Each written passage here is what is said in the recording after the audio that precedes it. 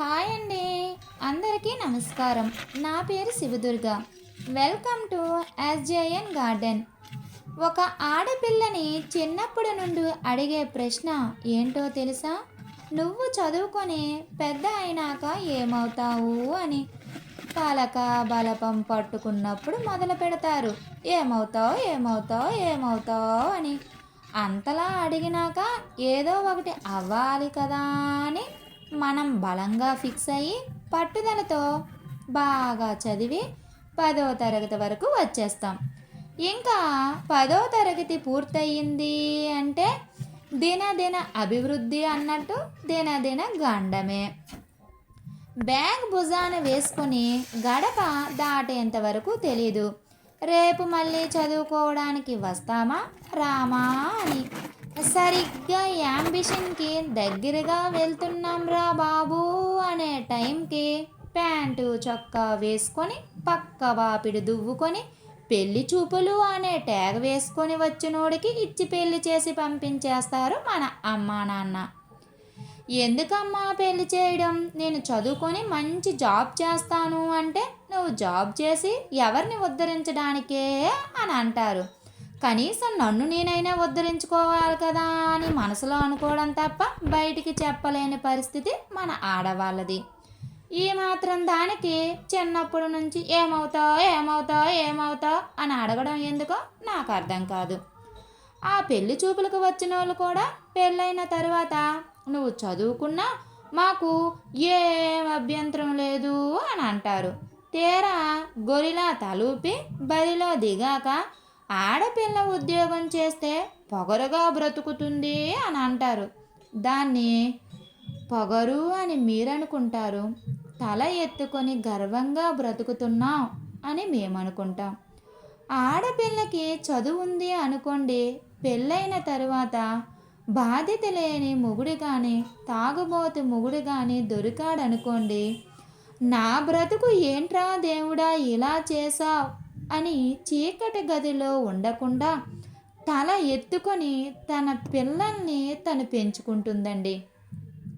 ఒక ఆడపిల్ల తన కాళ్ళ మీద తన నిలబడడానికే చూస్తుంది కానీ ఎక్కువగా ఎవరి మీద ఆధారపడడానికి చూడదండి. అది తల్లిదండ్రుల మీదైనా అత్తామామల మీదైనా లేదా అన్నా తమ్ముళ్ళ మీదైనా. ఎందుకు ఒకరి మీద ఆధారపడి బ్రతకడం?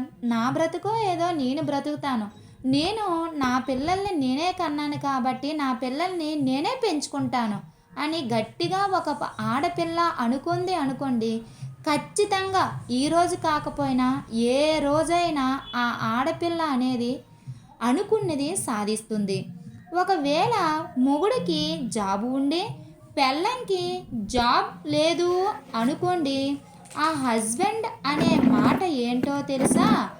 హస్బెండ్ ఈజీగా అనేసేది, వైఫ్కి ఇరిటేషన్ తెప్పించేది ఏంటంటే నువ్వు ఇంట్లోనే ఖాళీగానే ఉంటావు కదా అని అనడం. ఎంత ఈజీగా అనేస్తారండి ఆ మాట. ఆ ఒక్క మాటతోనే లేచి 2 కళ్ళు తుడుచుకొని బెడ్రూమ్లోనికి వెళ్ళిపోతాం. అవునండి, మేము ఆఫ్టర్ ఆల్ హౌస్ వైఫ్లం. ఇంట్లో క్లీనింగ్ దగ్గర నుండి కుకింగ్ వరకు టైం టు టైం చేసుకుంటాం. ఆఫ్టర్ ఆల్ హౌస్ వైఫ్లం. బాత్రూంలో వదిలిన బట్టలను బండకేసి బాది కబోర్డ్లో కూర్చోపెడతాం. నిజమే, ఆఫ్టర్ ఆల్ హౌస్ వైఫ్లం. టిఫిన్ ఏమో లంచ్ టైంకి తింటాం, లంచ్ ఏమో స్నాక్స్ టైంకి తింటాం, స్నాక్స్ ఏమో డిన్నర్ టైంకి తింటాం, ఇంకా డిన్నర్ ఏమో దెయ్యాల తిరిగే టైంకి తింటాం. కనీసం ఒక్కరైనా ఏంటి ఇలా తింటున్నావు, టైం టు టైం తినాలి కదా, నీ హెల్త్ పాడైపోతుంది కదా అని ఎవరైనా అడుగుతారండి మా ఆడవాళ్ళని? ఎవ్వరూ అడగరు. ఆఫ్టర్ ఆల్ హౌస్ వైఫ్లం. పొద్దున్నే లంచ్ బాక్స్ రెడీ చేయడానికి కిచెన్లో పరుగు పందాలు తీస్తాం. ఆఫ్టర్ ఆల్ హౌస్ వైఫ్లం.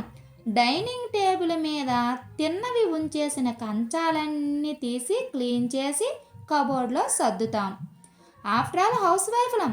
జ్వరం వచ్చినా జబ్బు వచ్చినా సెలవు ఉండదు.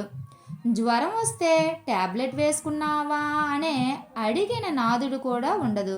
కనీసం నీకు జ్వరం కదా, ఈ ఒక్కరోజైనా నువ్వు పక్కన కూర్చో, నేను ఇంట్లో పనులు నీకు హెల్ప్ చేస్తాను అనే మగవాళ్ళు చాలా తక్కువ.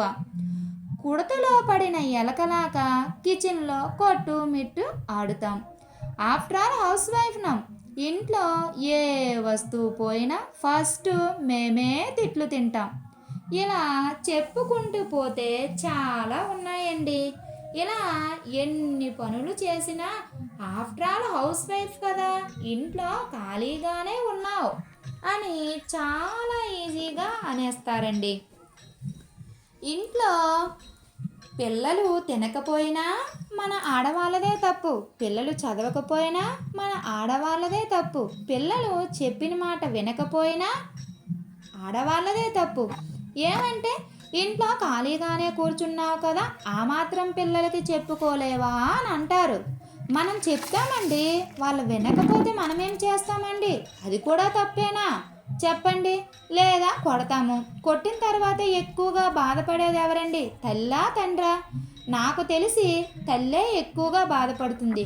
ఎందుకురా కొట్టానురా బాబు, నా కోపాన్ని నేను కంట్రోల్ చేసుకోవచ్చు కదా అని.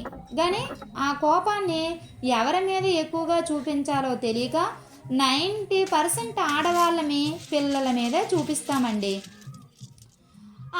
ఈ కొందరు ఆడవాళ్ళు మనసు ప్రశాంతత కోసం మొక్కలు నాటుకుంటారండి. అందులో నేను ఒకదాన్నండి.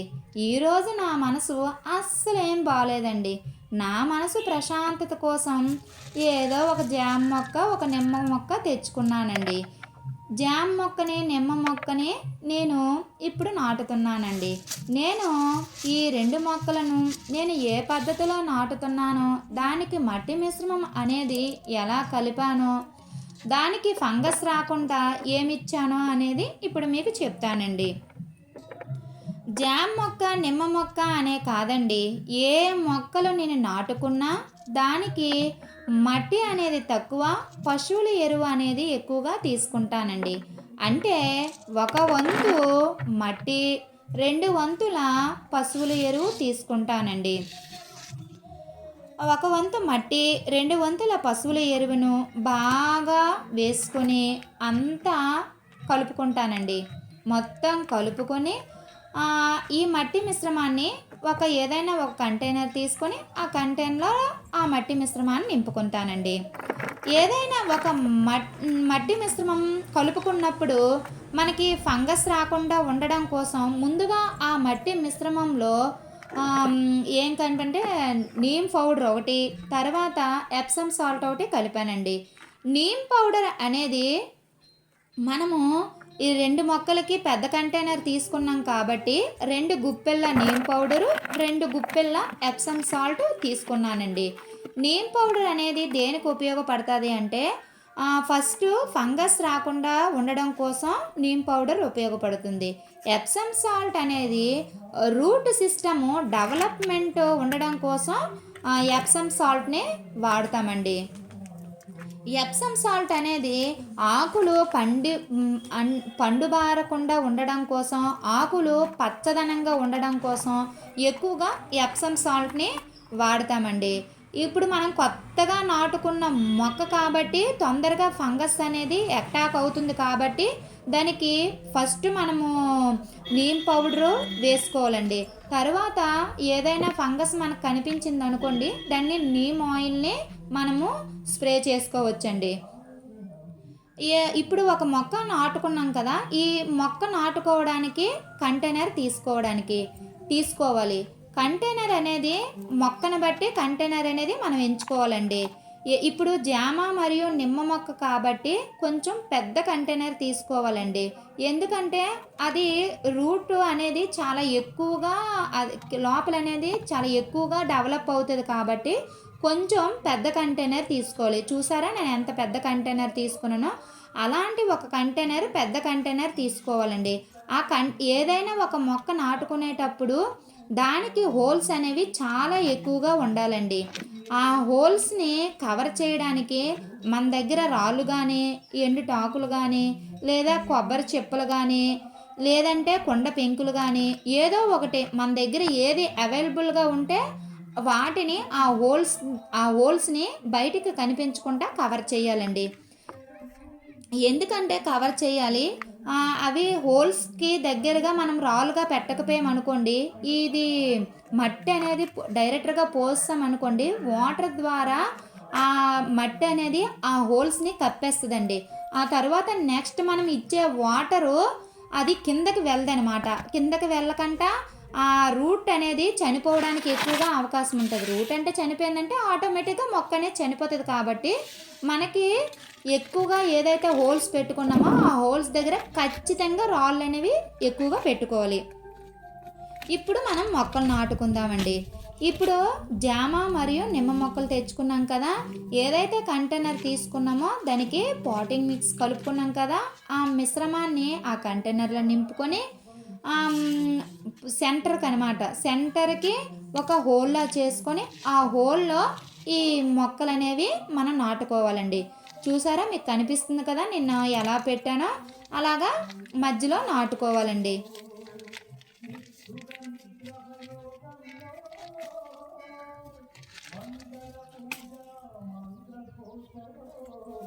చూసారా, అలాగనమాట.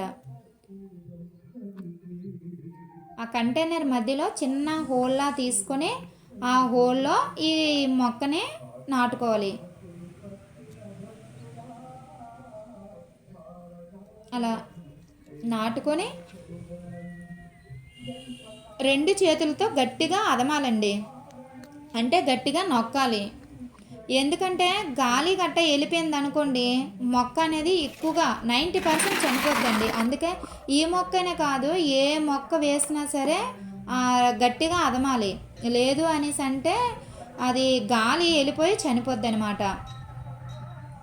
అందువల్ల మొక్క దగ్గర కొంచెం గట్టిగా అదిమామనుకోండి సరిపోద్ది. ఆ తర్వాత వాటరింగ్ ఇస్తాం కదా, two two two two two లేదా 3 డేస్లో అది మొక్క అనేది కొంచెం గట్టిగా అయిపోతుంది. కాబట్టి చాలా నీట్గా ఉంటుంది అనమాట.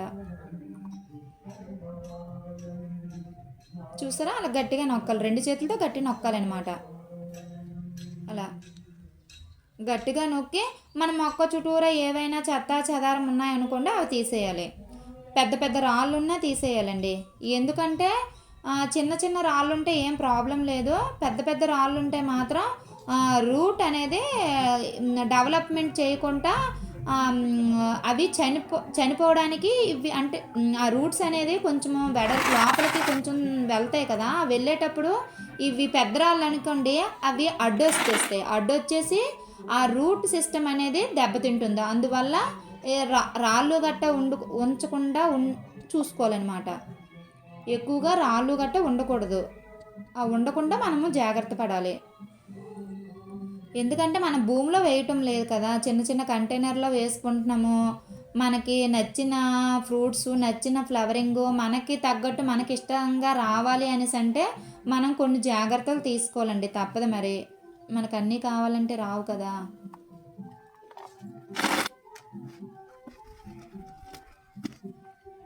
చూసారా, అలాగా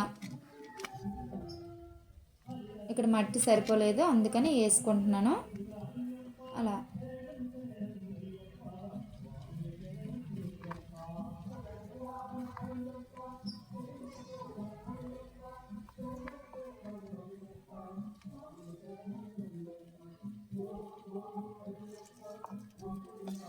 మొత్తం చెత్త చెదారం ఏమీ ఉండకుండా మనం క్లీన్గా నీట్గా చేసుకోవాలన్నమాట.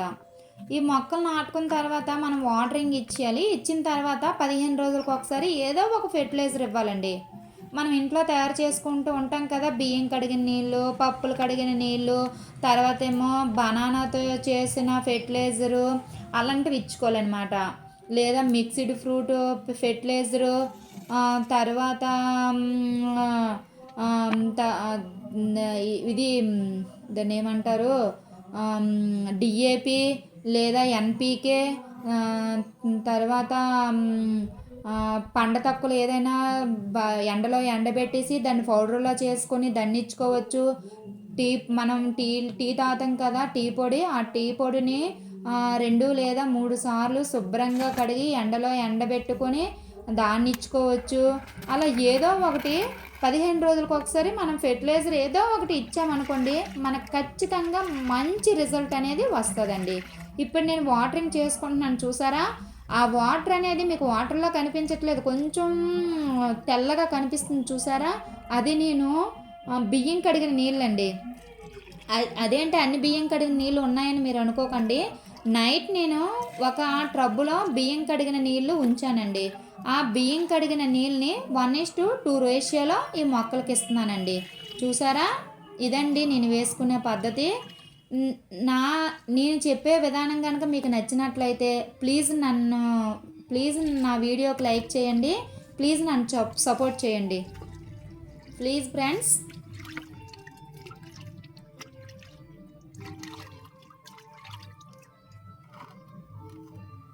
ఆ ఉండిపోయిన వాటర్ని మళ్ళీ వేరే మొక్కలకి సాయంత్రం పోస్తానన్నమాట. Thank you friends, bye.